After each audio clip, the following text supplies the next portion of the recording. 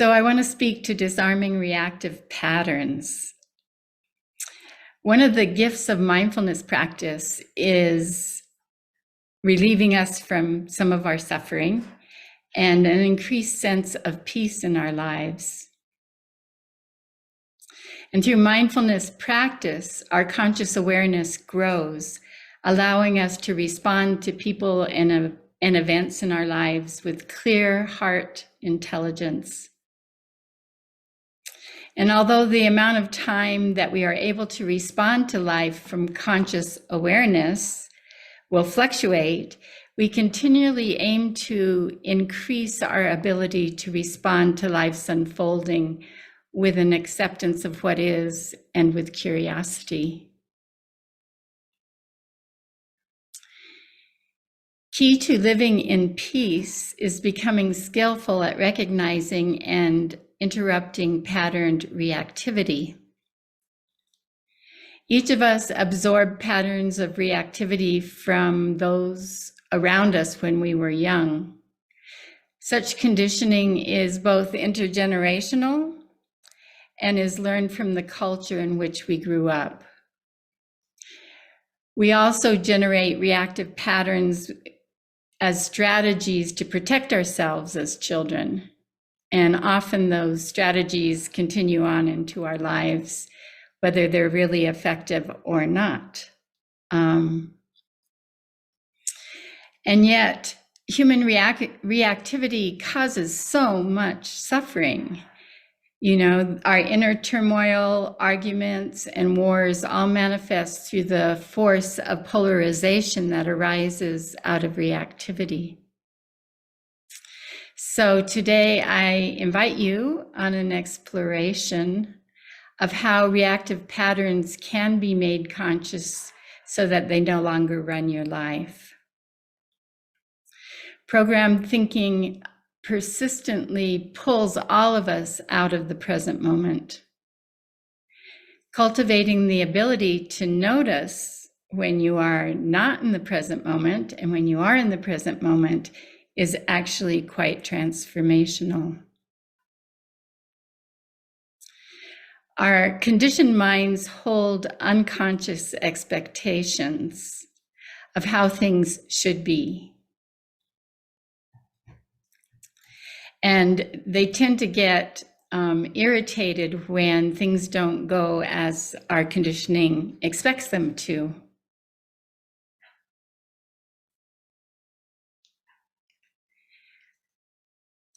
Reactivity is easily triggered whenever we feel that our well-being is threatened in some way. And of course, we need to discern when we are truly in danger and respond wisely. But when the reality of a situation doesn't correlate with the intensity of feelings that are surfacing, it is likely that you are in reaction rather than immediate danger. Some of the states that can cue you to being in reactivity are defensiveness, self-righteousness, becoming judgmental, making others wrong, feeling justified in lashing out, being overtaken by greed. Anything that causes you to spin in the vortex of separation, unable to experience interbeing. Even rushing through the day can be a reactive pattern. Whatever pulls your attention out of the present moment. Without mindful presence, reactivity tends to be highly volatile. Like a line of linked fireworks, we tend to set each other off. And attempting to interact with another person's volatility while we're being reactive inside of ourselves is messy and usually very unproductive and can feel like we're all being sucked into a whirlwind.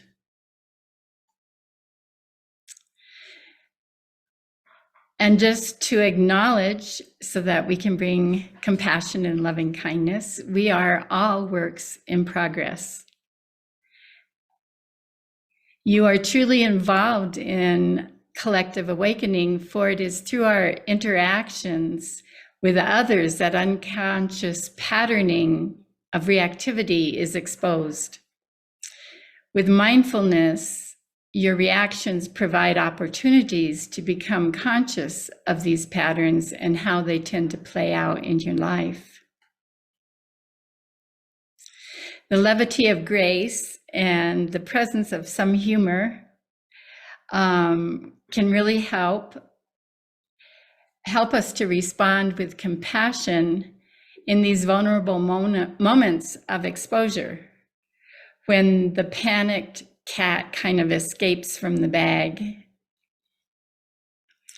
Compassion and loving kindness allow each of us to handle these disconcerting moments with integrity and with dignity.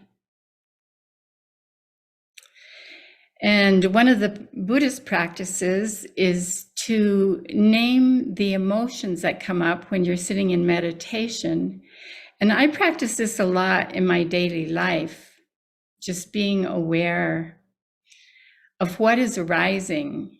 And when we can name uncomfortable feelings like I'm frustrated, my gut is in a knot of anger, I don't like what's happening here, whatever it is, those mounting energies tend to disperse enough for insights to arise, which can contribute to the clarity of the situation.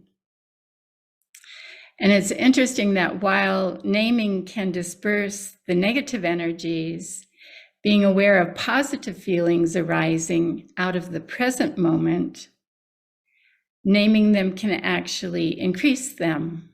Like, I'm enjoying your company. This activity is fulfilling. So naming emotions as they arise, either in meditation or as you go about your day, allows you to develop an inner witness.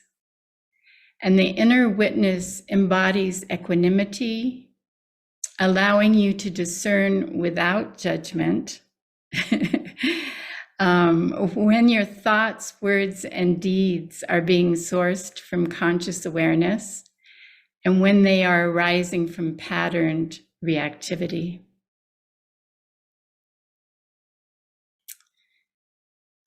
Having a neutral witness creates psychic space, letting you know that you are not your thoughts and that you do not need to believe everything that you think.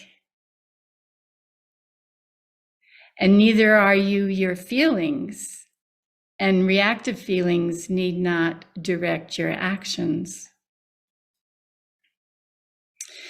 And it's hugely helpful to become aware of the repetitious messages that play through your mind, and become aware of what triggers your reactivity. With intention, you can discover ways to interrupt and transform these reactive energies without ensnaring someone else in that sort of messy process of reactivity. And so I'm hoping this is some of what we will discuss today, is ways that we have of catching and interrupting reactive patterns.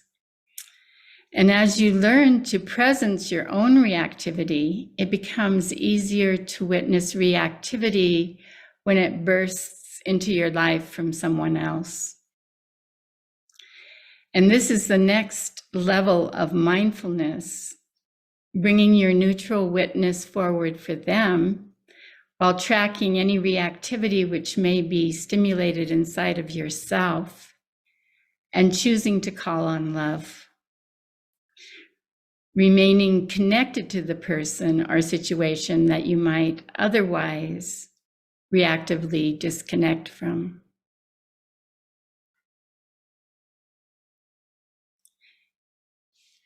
And just as you're able to notice when when you're thinking and you return your attention to focus on your breath during meditation.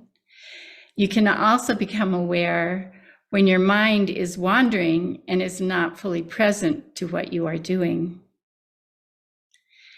Bringing a consistent level of real presence to the moment is transformational.